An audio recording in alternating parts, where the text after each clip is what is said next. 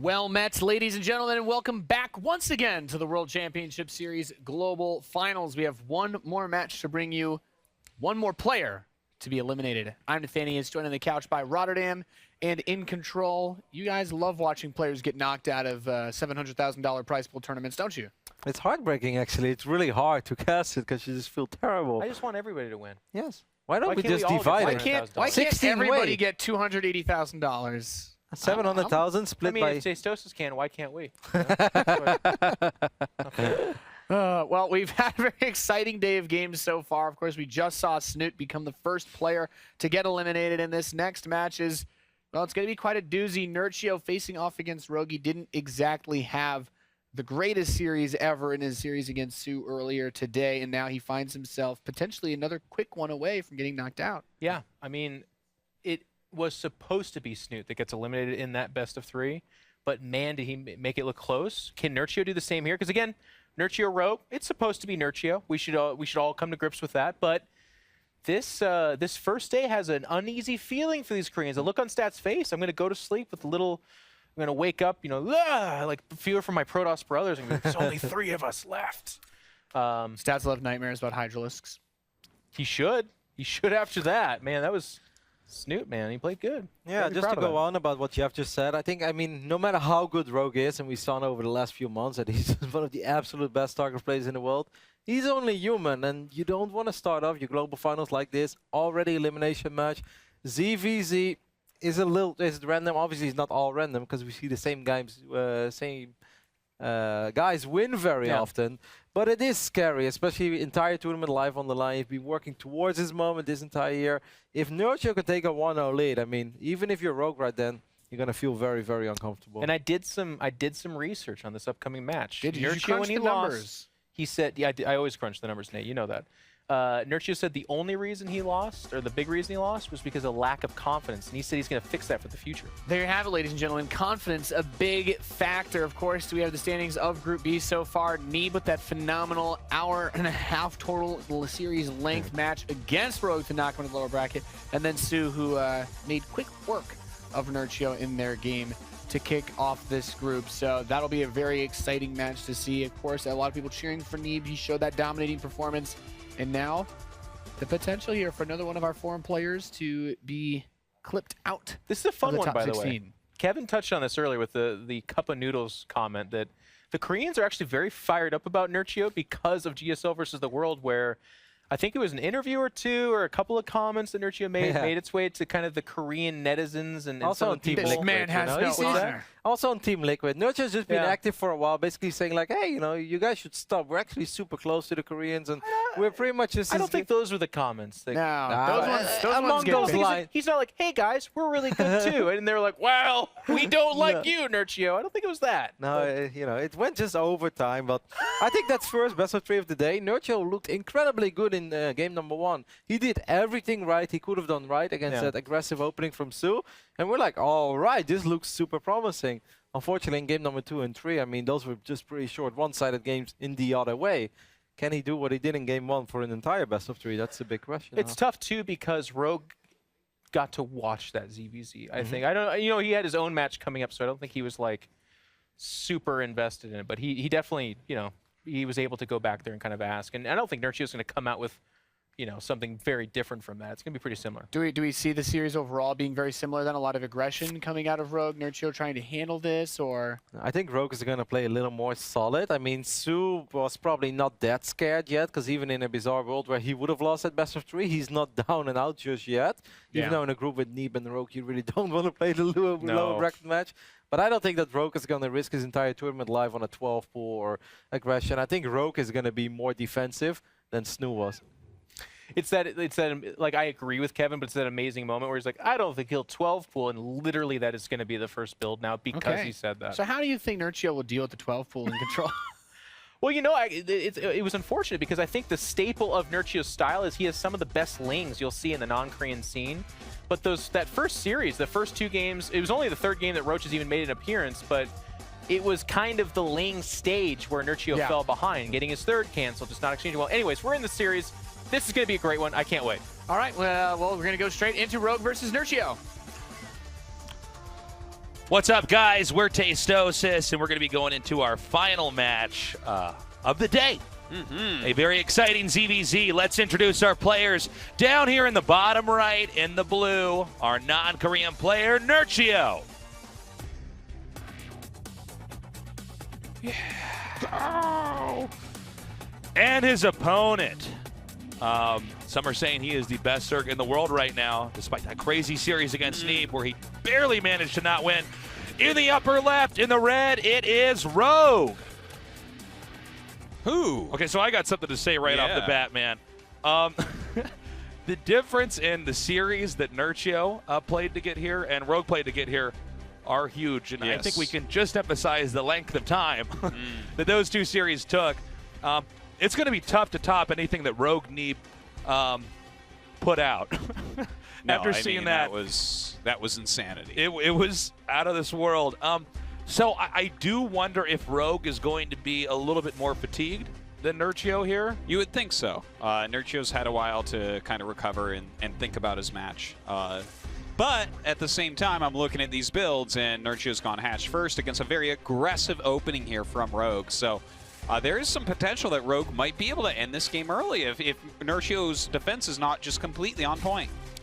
Okay, Baneling's Nest now going down here for Rogue, and you can see he's banked up a decent amount of the Lings. He has not sent them out here on the map so that if an Overlord does spot it or anything else scouting does spot it, it'll spot it at the last second. ZvZ, even though you can get a scout up quickly, Zerg in general, you're going to get a scout up quickly since the Overlords are going to be the first thing to go out and check what's on the map. You can still disguise what you're doing by just keeping everything a little bit further back. They may not be anticipating this many Lings. It's a common trick among pros, but it still works at the highest level. Well, you can see here, he's running it around both the Overlord scout pads, so this has not been scouted yet here from Nerchio, who is still making drones. Starts some more even right now, so he could be in a lot of trouble coming up here. We may be speedrunning this cast here, Artosis. The Lings are not going to come up, just now being spotted here by the Overlord.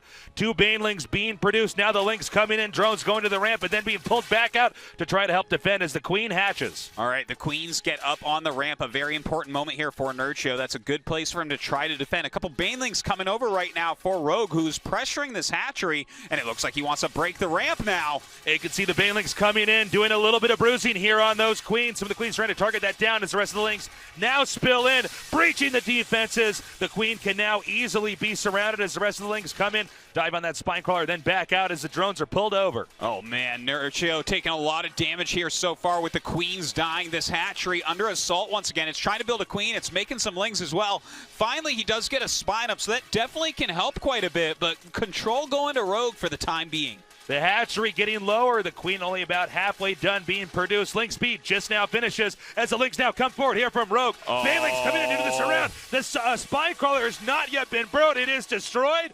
And the Banelings connecting there. 10 drones going down.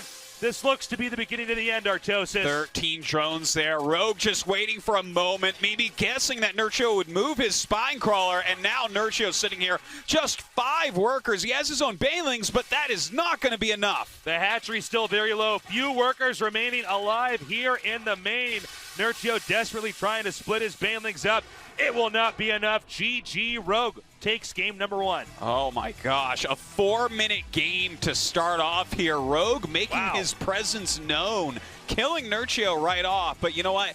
He got a good build order off on Nerchio, who's trying to play a more macro-intensive game, taking that quick expansion. Not able to hold it, though. It does seem that the Korean players are very comfortable rushing Nerchio. Yeah. I think Nerchio is somebody who wants to exhibit his strengths in a later part of the game. And the Koreans are saying you got to play by my rules too, my friend. It's a mere matchup. You have to be responding on some level to the way that we're going to be playing here.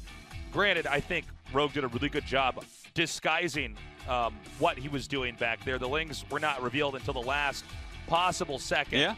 But I think Nerchio just has to play a little bit more of a conservative game here. But if he plays conservative in this next game, what happens if Rogue plays greedy? Then he's behind once again. Well, that's the problem, and that's also the nature of a best of 3.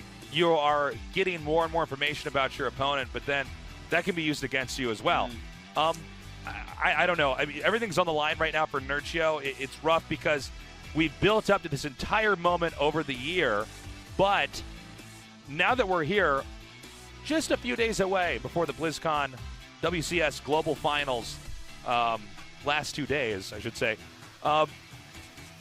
These have been very short, very brutal games for Nerchio. Yeah. He's not getting to play what he practiced. Well, this is certainly not how he wants to exit the tournament. You know, if he's just dying to the Zerg players really, really quickly, he's not able to play these matchups that he feels a little bit more confident sometimes. Even though he has a great ZvZ record overall, it's a hard situation when you're playing against Su and Rogue, two of the absolute best Koreans. Yeah, it's tough. Nerchio, somebody who's very good in all the matchups, but this is the nature of the beast here in this tournament format. That's what he's been given. That's the hand he's been dealt. And we now enter game number 2. In the bottom right, in the blue, our Zerg player from Poland, Nerchio.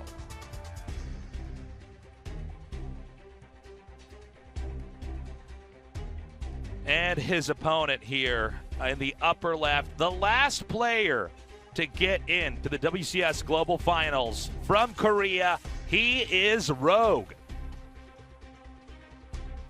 Will Rogue look to finish this off quickly? It doesn't look that way. You know, just looks like he might be going for hatchery first. In fact, both sides kind of going towards that. But no, Rogue actually going to go ahead and play a little bit more safely, whereas Nerchio, he's daring Rogue to rush him again with this hatchery first play.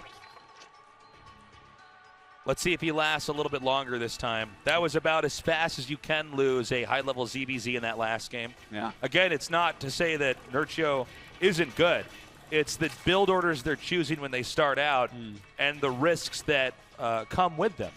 Well, in this game, at least, Rogue has played with a safe build order, so Nerchio's completely fine. He's not going to die to Rogue's first attack. Rogue is going to get up his expansion a little bit later. So you have to give Nerchio a slight build order edge to open up at least. Very true, very true. And perhaps we will get to that phase of the game that Nerchio wants to show us, the phase of the game he wants to leverage to get a victory here. And I always do like it when we get into a slightly longer game of Europe Zerg versus Korean Zerg, because Korean Zergs are a little bit more roach heavy. European Zergs, they like to add in some infestors, maybe a few ravagers on average than the average Korean Zerg. So it's kind of a clash of metas, a clash of styles between the two. And how this game is open so far, it definitely could go a bit longer. Yeah, it certainly could. And Europe's always had a very altered way of playing Zerg. Europe definitely marches to its own beat with this race, which is very cool to see the different regions of the world and how their approach and understanding of each race and matchup on each map actually develops. So this should be super cool if we do go into a late game, assuming that Rogue allows that and Nerchio manages to get there. Now look at this. Nerchio is making a spine crawler right now. Not something I would really expect at this point of the game. That is some really kind of extra line of defense, but by putting that up, there's really no way for Rogue to get too much damage done. And look, he is making a Baneling Nest, he is making a Plume of Lings right now, but Nerchio is already ready for everything. Well, I think Nerchio, crossing his T's and dotting his I's, wants to take every precaution necessary to last in this game, because once again, Rogue is banking up a bunch of Zerglings. They are going to pop out on the map. In fact, they're moving out right now, going down to the bottom right side of the map. And we'll have to see. It looks like Nerchio should be at least more prepared than the previous game, it also depends on how well each player controls his unit. One slip of the finger on your mouse or when you're controlling, and this game can turn upside down. So we see these Lings now coming in here. They do have a surround here on the Spinecrawler. Queens coming up to try to block. Looks like the two Banelings that were being made were terminated before they managed to finish. Some great targeting down on those Banelings. More Lings coming down here for Nerchio, and the hold is successful. That was really well done, and really, Rogue doesn't get any damage on. He kills a Spine, a few Lings, and things like that, but throughout that attack, Nerchio was up by 5 drones until towards the end when Rogue got to drone up during it. So a little bit of that economic edge from early on carrying through for Nerchio. Yeah, Nerchio surviving the initial attack. Now the action seesawing over to Rogue's side of the map. We have 5 Banelings being produced. 2 Banelings from Rogue coming down, though, to possibly intercept. It looks like they do, at least, one goes off. Not enough, though, to bruise anything of real importance. Splitting the Banelings up now, no real viable connects. Two Banelings now beginning to back off as the Queens are spotted over here just on the edge of the creep outside Rogue's natural. Seems like Nerchio just not with enough lings to really push in there and get any damage done, but he will go ahead and take a third base at home. He's got a lot of Banelings he can use defensively and is continuing to drone himself up a bit. But of course, during all of this, the to and fro of droning has occurred, and Rogue has really caught up in economy. So that third hatchery for Nerchio coming up a little bit more quickly than that of Rogue's, but Rogue reacting right away, now hiding two Banelings here in the upper right for a possible worker or maybe even Zergling interception here to try to get a good connect and take that out. We'll see if Nerchio is prepared for that. It's not just about the engagements with the armies versus each other, but sometimes these counterattacks where the player might not be watching. If your eyes aren't on the right part of the minimap and controlling everything perfectly, you can lose this game in a heartbeat. Oh, especially in ZvZ. The Banelings can just be so unforgiving, but it looks like we're starting to get past that Zergling Baneling phase. Even though a few more are being made, the Roach Warrens are coming up on both sides, and that's going to be really valuable. But the way right now that we see Rogue playing, no layer, and we don't have any attack upgrades yet, so he might be going for like a massive Ling Roach attack. So we see the Lings rotating around. The three Banelings also following suit as Nerchio is going to try to defend two locations at once. The Lings spilling in over here and now going into the main. Nothing to defend just yet. A fight does happen here at the ramp. And it looks like Nerchio so far has enough. But back over at the third, more Lings are spilling in. I don't see any Banelings here to try to take out these Lings of Rogues. Well, the Queen's in a great position there, slowing down these Zerglings as the Roaches come down, getting some pot shots here. The Queens end up dying, but Nerchio stays alive. Gets that +1 attack way ahead of Rogue and is getting Roach speed. So there's some really positive things happening for Nerchio in this game. Once again, Rogue's Lings now coming down for another attack over at the third. We don't have any drones here, or at least not many, mining just yet, so it's not as impactful as it could have been. But with those drones now transferred, I guess I'm going to have to eat my words. Okay, now that the drones are there, he can actually do some serious damage, forcing Nerchio's Roaches to turn around. Rogue is doing a great job of keeping Nerchio on the defense. Anytime Nerchio tries to move out, the Roaches are then roped back into turning around. And Rogue is looking for another opening here. Remember, you have to defend the third base and the natural, which also can give them access to the main. So if you don't have everything in the right spot at the right time, you will get breached. Well, right now, with Rogue coming across the map, I'm not sure what he's going to be able to get done. +1 just finished for Nerchio, which means his Roaches will two-shot those Zerglings and also fight better against his opponent's Roaches. That speed upgrade on the way as well, but a very nice run by Rogue, getting into the main base here and starting to deal some significant damage. The drones are going to be under threat. The Queen almost taken out. The Roaches continue to spill in here, and the rest of that attack was denied. It's a good thing he managed to get there in time, because had those drones been taken out, that would have been huge. We have the missile attack almost finishing up here for Rogue as Ravagers are now coming into play. Oh, I am loving this by Nerchio, though. He has his Roach speed well ahead of Rogue and is starting to attack. A nice counterattack by Rogue, trying to buy some time, trying to force Nerchio to keep some units at home, but Nerchio is going to try to attack here. Yeah, Nerchio trying to bully his way in, but with these reinforcements forced to stay back and defend, he's not able to get to the big picture of his strategy. Rogue's Lings continuing to move nimbly around the map, and now the smaller army of Nerchio up top is being chased away. Nerchio responds with another attack down here at the bottom. Oh, very nice plays by Nerchio. He's trying to make Rogue do a poor split on his army, but Rogue's defense is very strong indeed. He's got a similarly sized amount of units and is even harassing in the meantime. It feels like Rogue is starting to get ahead here. He really is. I think there was a lot of opportunity in what Nerchio was trying to do, but the execution and defense there from Rogue was stellar. And he continues to do it, but Nerchio, he is going to continue to try to split up and get some damage done. Some of these Roaches being caught, but the rest of them circling back around. But no, look at this. Rogue has a bunch of Roaches at his third base still. It's important that Nerchio tries to come in here and poke, but he also manages to escape with enough of his army. You can kill a lot of workers and feel like you're ahead until the counterattack comes, and you don't have a big enough army. Rogue now with explosive energy on the map is pushing out. We see all of the forces here of Nerchio retreating. In fact, I believe he just sniped the drone that was headed up north to try to take the gold base, an important moment. He's got another drone queued up there now. But let's see if Nerchio is actually ready for this battering ram of roaches moving across the map now, and if he can get in the right position to deal with it. Even catching a few roaches there as they rallied up. Nerchio trying to hold on. This gigantic amount of roaches from Rogue, though, dealing a ton of damage to the army of Nerchio. Is this going to be his last stand at BlizzCon? It seemed like Nerchio had a good surround, but the numbers do favor Rogue now. GG!